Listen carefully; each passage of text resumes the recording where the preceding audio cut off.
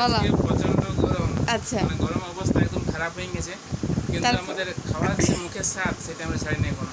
কি 30 খাবার টাকা পয়সা ছিল, দুটো ছাট এনেছি, পোলট্রির ছাট, আর ঘরে একটু লাউ ছিল, লাউ ভুটি পুরো ছাট দিয়ে ঝাল ঝাল করে খাই নিলাম। জ্বর সর্দি তো হবে, কে হইতেই থাকবে, এটা প্রকৃতির সিস্টেম বলে। তো বলি পেট খারাপ হবে সেটাও জানি, পরে ব্যাপার না, ওষুধ খাই তো ঝাট খাওয়া চলবে আগে। ছাট খাওয়া ছাড়া চলবে না।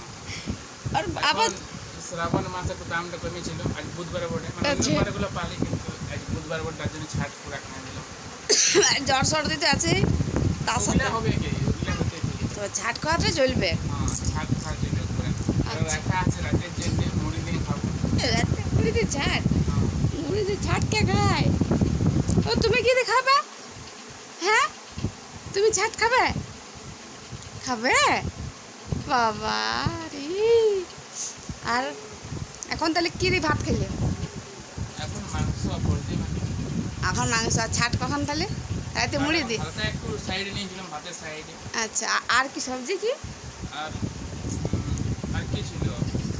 ভুটি কি? মাংস, লাউ ভুটি, লাউটি, মাংসের ঝোল।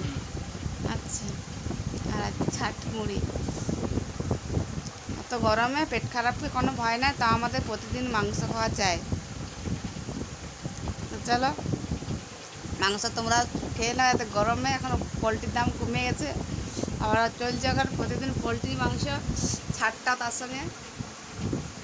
এটা ভালো অপুরে। আর এই দেখছি প্রচণ্ড গরমে জামা খুলে দিয়েছে, হ্যাঁ অনেক গরম, আর তরতরায় ফ্যান চলছে আমাদের। এখন আমরা যে বসে আছি, আরও বদমাইশ বদমাইশ করছে। তো বন্ধুরা চলো, ভিডিওটা অবধি, দেখা হবে নেক্সট ভিডিওতে। Bye bye.